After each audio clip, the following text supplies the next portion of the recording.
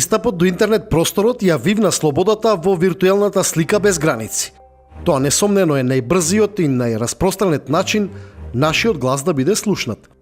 И тоа вака на прв поглед е можеби највисокото цивилизацијско ниво на слободата. За вашиот слободен израз, денес ви се потребни 3 работи. Интернет, паметен телефон и секако членство на социјалните мрежи. Дали социјалните медиуми се креатори на конфликти? Колку тие можат да бидат точка на позитивни вредности?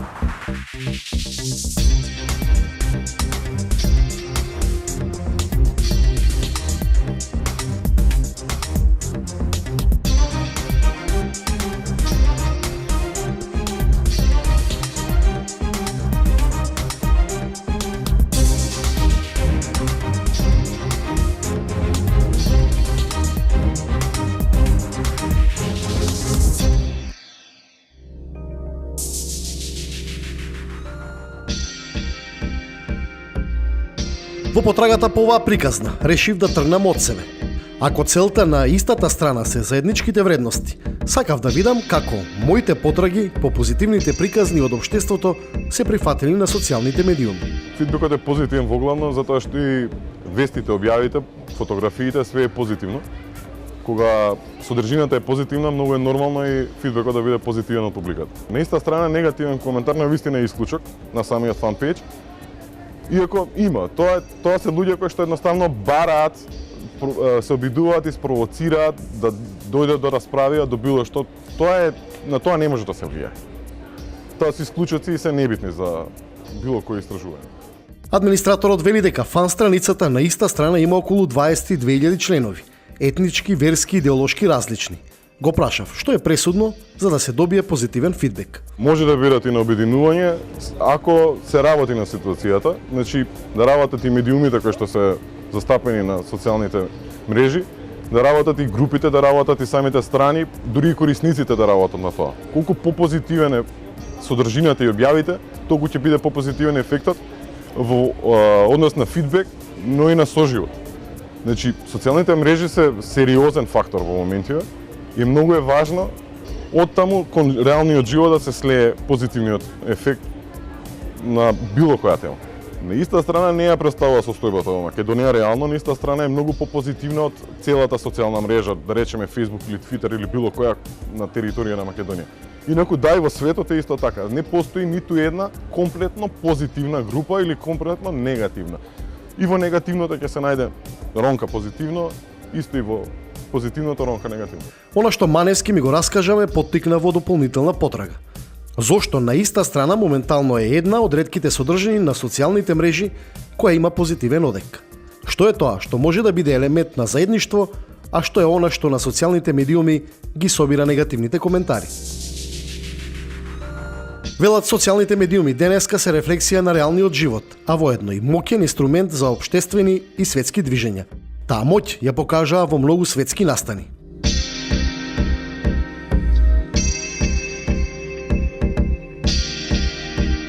Во мојата потрага разговарав со македонски државјани кои денеска живеат и работат токму во тој виртуелен свет на социјалните медиуми.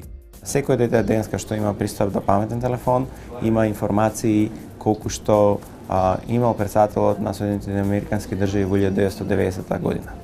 Тоа создава огромни потенцијали за креативност, за иновации, за работи што ќе се случуваат во иднина кои што ние не сме можеле да ги замислиме да ги замислиме кога сме биле деца. Од овој разговор дознавам дека пристапот до интернетот и членството на социјалните медиуми е голем бенефит, но многу поголема е одговорноста.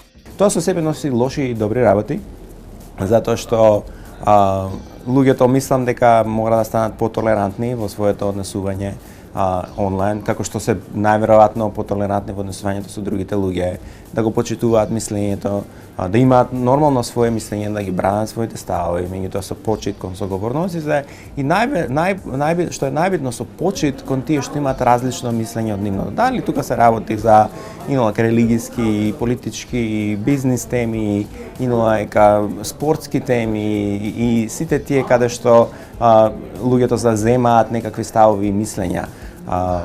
Мислам дека ако тие некои нормални, хумани елементи на однесување се пренесат во во социјалните мрежи, дека тој цел свет ќе стане така поблагодарен и попријатен. Во мојата потрага сакам да слушнам и ставови на лица кои во ова општество се едни од најактивните.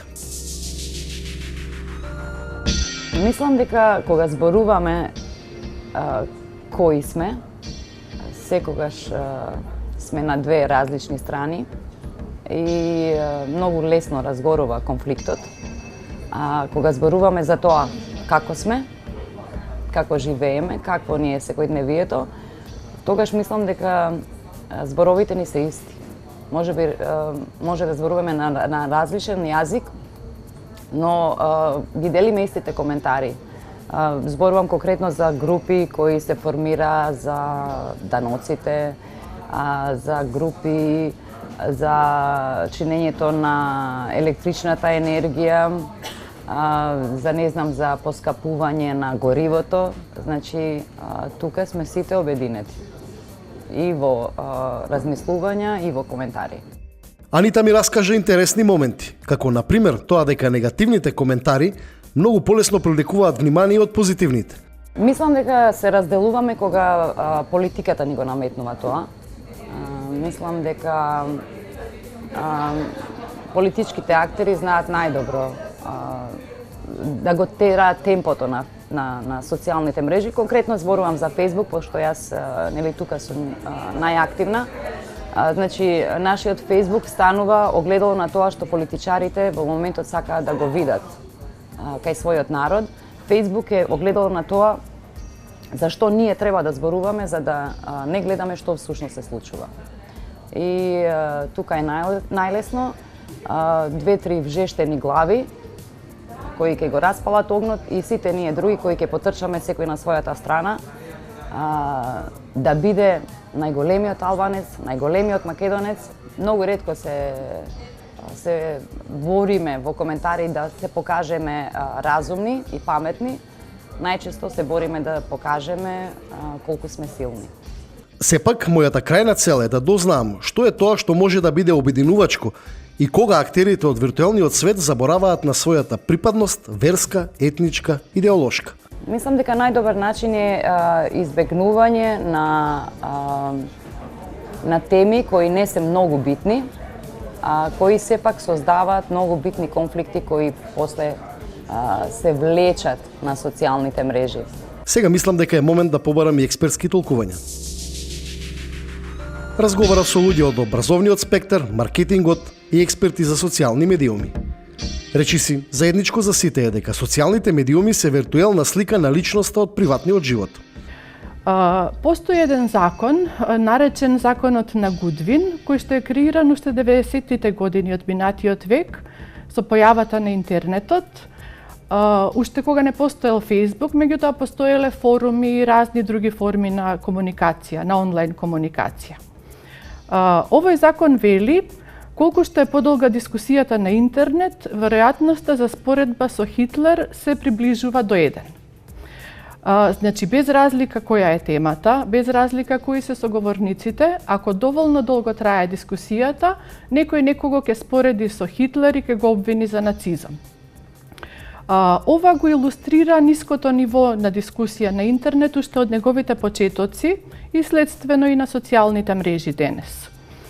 Може би една од причините за ваквиот вид на однесување е тоа што луѓето се чувствуваат поанонимни, посигурни зад своите екрани, не се во директен контакт со соговорникот и употребуваат зборови кои што не би ги употребиле доколку се во лична комуникација. Социјалните медиуми ни заврши една многу голема услуга. Морам да кажам дека ја извади на површина целата наша култура или некултура. И со еден збор сето она што го правиме надворот од интернет просторот, што го правиме во секојдневието, почнавме го пренесуваме деценија наназад и во онлайн просторот. Со еден збор фактот говори дека какви сме ние во реалниот, во секојдневниот живот, истите навики ќе ги имаме и виртуелно, односно онлайн. Така што оние кои што шират говор на омраза, кои што се склони кон правење предрасуди, дискриминација, стереотипи, тоа за жал го прават и онлайн. Мора да се преуземат конкретни чекори, мора да се менува свеста, така што верувам дека доста ќе ќе почне да се прави во наредниот период на овој план. Генерално не сметам дека социјалните медиуми се фактор кој што генерира предрасуди, стереотипи, говор на омраза кај младите. Сметам дека социјалните мрежи се само еден канал на комуникација преку кој што луѓето, вклучувајќи ги младите, можат да ги изразат своите ставови, мислења, размислувања по одредени теми.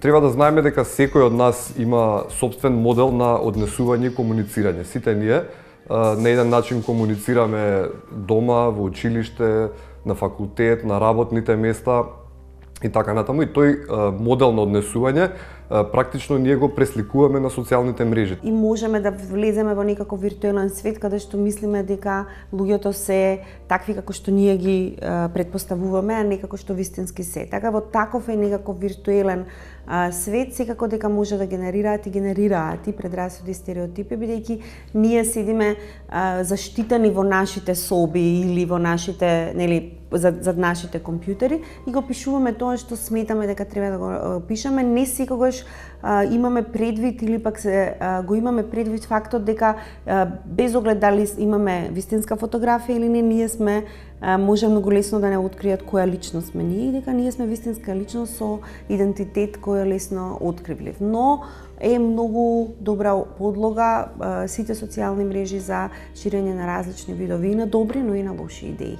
Спорт, хуманитарни цели, забава, размена на книги, купи, продај, пазар, домаќински муабети, многу фан страни на домашни и светски звезди кои што се во делот на музиката, во делот на актерството, режијата и така натаму, спортот да не го заборавиме, но повторно ќе забележиме нешто. И за домашните и за странските. Оние луѓе кои што имаат навика или во реалност да шират дискриминација и говор на омрази и стереотипи, ќе најдат повод за кавга, ќе најдат повод за тоа да го направат дури на ваквите типови на страни. Многу помалку ги има, за разлика од страните на политичките партии и политичарите, меѓутоа и тука се користи секој момент за да се најде и да се направи некаква кавга на национална, верска и друга основа, но ќе кажам, само од оние луѓе кои што се склони кон тоа.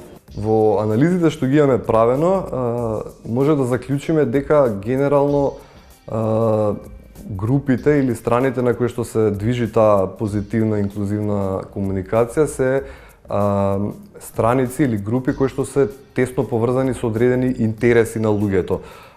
Тоа се генерално страници на спортски клубови, спортски екипи, музички звезди, театар, опера и така натаму, при што заеднички именител на сите тие работи е културата. Значи, кога станува збор за нешто каде што се промовира културна вредност, тогаш луѓето многу позитивно комуницираат, за разлика од сите овие други компаниски страници, групи и така натаму, каде што се зборува и позитивно и негативно. Хумани настани, одредени спортски настани, културни настани, одредени настани на граѓанскиот сектор, на невладините организации, се добра основа за да можат да се спојат сите и да ги разменат своите искуства, да речеме, но и да научат нешто друго, бидејќи ние мора да признаеме дека сме општество полно со предрасуди и стереотипи, дека живееме во паралелни светови, дека граѓаните кои што се кои што се поинакви од мнозинството, дали е тоа етничка, верска, сексуална или било каква друга ориентација, живеат одделени во општеството. Значи ние треба да работиме да создадеме инклузивно општество во кое што сите овие точки од општеството би биле и би се чувствувале дека се дел од големата заедница. Овде сваќам дека интернет просторот е одлична основа за градење на позитивни вредности, но на тоа мора да се работи. Ако може да има основа за заедништво, тогаш колку таа знаат да ја искористат младите? Јас лично ги следам модните блогови на модни блогерки, гледам видеа на YouTube од лайфстайл блогери кои ми помагаат за некои навики од мојот живот, рутини и слично. Ми се допаѓа кај јутуберите што шират позитивна енергија и некои примери за како ние да се однесуваме нивните следачи во приватниот живот, односно за многу хумани акции, тие повикуваат. Да, тука не е тоа толку на високо ниво уште еднаш како ќе кажам, но во светот тие ќе повикаат на некоја хумана акција каде многу поголема маса на луѓе ќе се придружи за разлика од тоа кога би било, односно преку нив се добива реклама за дали е тоа хуман настан, концерт. Оваа млада девојка ми дава надеж дека не е се така црно во виртуелниот свет.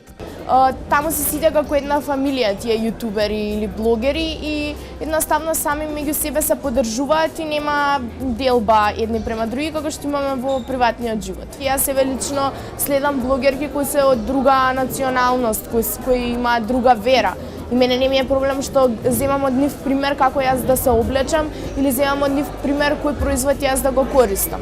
Затоа мислам дека не се создаваат предрасуди и дека нема дискриминација помеѓу едни или други. Например, јас нема да гледам, не знам, јутуберка од мојата вера или блогерка, туку ќе гледам некој што си ја прави својата работа добро и што е добар во тоа што го прави.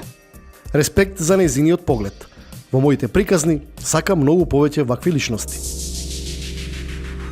Тоа ми беше мотив за ова да поразговарам со повозрасните, оние кои преку социјалните медиуми изградија и своји кариери.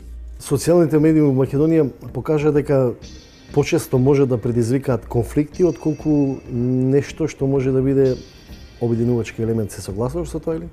Па не целосно, негативните емоции секогаш, нели, како велат старите, лошиот глас далеку побрзо продира и се шири во јавноста, а добрите работи секогаш се прават полека и побавно. Во таа смисла, веројатно дека многу е полесно да направиш нешто лошо и да мобилизираш врз основа на омраза или на некакви негативни емоции да ја мобилизираш јавноста. Многу е секогаш полесно да мобилизираш луѓе против нешто, отколку за нешто. Зошто е тоа така? Психологија.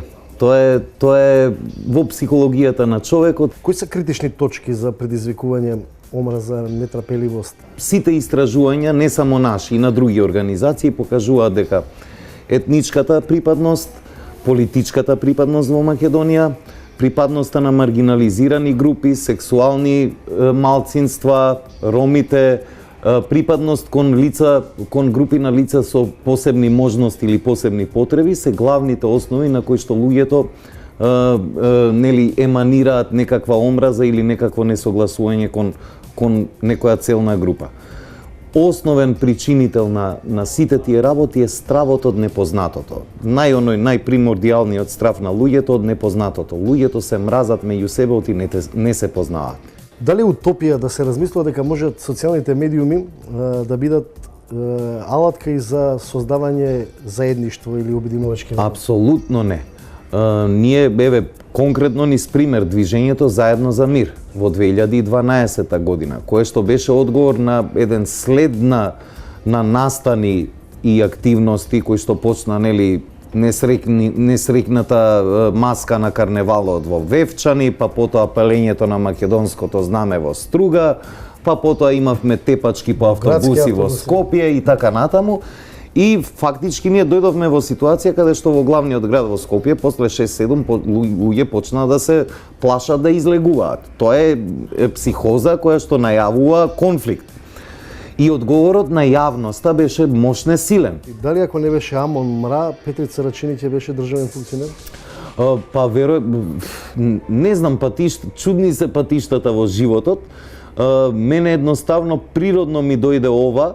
Јас сакав да придонесам во нешто ново што се создава. И сакав да бидам сигурен дека добро ги разбирам работите и дека на крајот на денот, ако јас влегов натре и видам ни собственото искуство дека системот е неменлив и дека не можам да влијам, макар во едно мало делче за тоа да се поправи, тогаш барем пред себе ќе си бидам чист дека сум се обидел и не сум успел. Во оваа моја потрага, јас успеав да дефинирам неколку точки кои можат да бидат обединувачки елемент. Американците или англичаните тоа го нарекуваат common denominator или најмал заеднички содржател. Кој е тој во Македонија? Тоа е заедничкиот интерес. Значи, ако по оваа улица која е раскопана, а се движат и албанци, и македонци, и турци, било која иницијатива која ќе рече, луѓе, дајте да ја поправиме улицата, сите ги кршиме нашите коли, амортизерот нема етничка припадност, ниту возилото, ниту кој улицата не препознава дали по неа се движи македонец, па одеднаш ќе се пополнат дупките, па албанецот кога ќе помине ќе станат подлабоки. Значи многу едноставно треба да се бараат точките на заеднички интерес. Тоа не се големи теми. Ги обединува сите добар хумор. Значи, ако нешто е комично, сите се тука, дури не треба ни да им преведеш. Се случува и на албански да биде краток пост, но кој што е разбирлив, да кажам, и на македонски, и коментарите и веднаш се појавуваат. Друго што знаеше да не обединува се хуманитарни акции. Значи, јас споделувам апели за луѓе во потреба без разлика на која етничка или верска припадност се. Истото гледам дека се случува и кај останатите профили без разлика дали се албанци или македонци. Мислам дека кога се во прашање хуманитарни акции, знаеме да се покажеме. Конкретно ми текнува поплавите во Тетово кога беа. Мислам дека тогаш видов најмала разлика, најмала граница меѓу тоа дали некоја компанија или фанпејдж на компанија е собственик албанец или македонец, или дали некој профил на Facebook е македонец или албанец, сите беа загрижени да му помогнат на населението во Тетово. Она што мора да се прави во денешно време е да се фокусира целиот систем на функционирање, од образовен систем, па натаму да се прилагоди на потребите на новото време, односно да се прифати реалноста дека ситуацијата во интернет просторот и во социјалните медиуми отидена до таму што враќање назад нема. Социјалните медиуми само ќе продолжат да се развиваат, ќе продолжат да имаат што поголем број корисници и што поголем број на луѓе ќе бидат онлайн. Така што ако сакаме да ги промениме работите, ако сакаме да се избориме против негативните појави, кај што ги вклучуваме стереотипите и дискриминацијата, и предрасудите, тогаш дефинитивно мора да почнеме да се менуваме од самите себе си. Делот на едукација, посебно медиумска информатичка или дигитална писменост, мора да биде како сериозен дел од образованието уште од градинка, основно и средно образование. И тоа дури има во Европа традиција на ваков тип на образовен процес, каде што не е дел од одредено, не е инфузирано медиумската писменост како дел од одреден предмет, туку буквално постои како посебен предмет во кој што учениците учат и како да ги искористат социјалните мрежи за позитивни аспекти, да научат нешто, да го кажат својот став, да потегнат одредено прашање кое што е нивниот интерес, да бидат активни граѓани и критички и обсерватори на она што им се случува, но од друга страна како да се заштитат од интернетот, од предатори на интернет, од говор на омраза, да препознаат стереотип, да не веруваат на се што ќе прочитаат и така натака.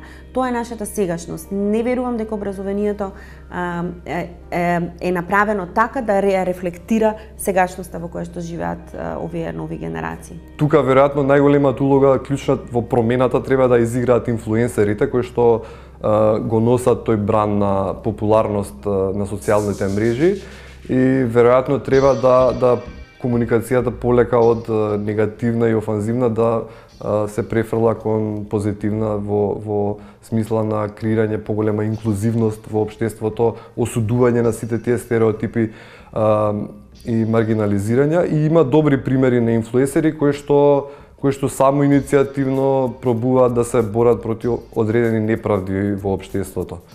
Тоа веќе може да се забележи во последно време дека станува актуелно. Мислам дека социјалните медиуми не креираат поделба, меѓутоа тие ја зајакнуваат или пак го вадат на површина, го вадат на виделина она што веќе го носиме во себе. Повеќе медиуми значи повеќе дискусии и повеќе кавги истовремено. И мислам дека ни треба повеќе време да научиме како да ги користиме новите медиуми и новите технологии и како поединци и како човештво и да ги ставиме во служба на развој на човештвото. Јас сум оптимиста дека ќе се подобри, затоа што луѓето ќе видат дека како што ќе се развива системот, ќе научат дека ако се во еден негативен мод и ги користат социјалните мрежи за излив на своите фрустрации или негативни размислувања, дека тоа ќе има рефлексија на нивниот живот во иднината. Пошто научно е докажано дека луѓето кои се негативни, кои ги навредуваат другите, без врска на основот на навредата, дали е на етничка, религиозна, професионална или навивачи на различен фудбалски клуб и така натаму, дека со обзир на тоа дека све е тоа видливо и сите луѓе можат да го видат тоа, дека ќе се изолираат повеќе и повеќе во иднина. Сега целиот тој системен во зачеток и така натаму, меѓутоа мислам дека на долга патека ќе видите дека исто како во нормалниот живот, вие не сакате најверојатно да имате пријатели кои што навредуваат други луѓе по било која основа и така натаму, и да се асоцирате со такви луѓе. И како што е тоа во реалниот живот, така мислам дека тоа социјалниот живот, дека тоа однесување полека ќе почне да го казнува. И не заборавајте, вие многу лесно можете да станете нечи инструмент кој од вашиот слободен избор може да направи роб на општествената негативност. На истата страна е младината, промотор на заеднички вредности и почитувач на различностите. Пробајте, лесно е.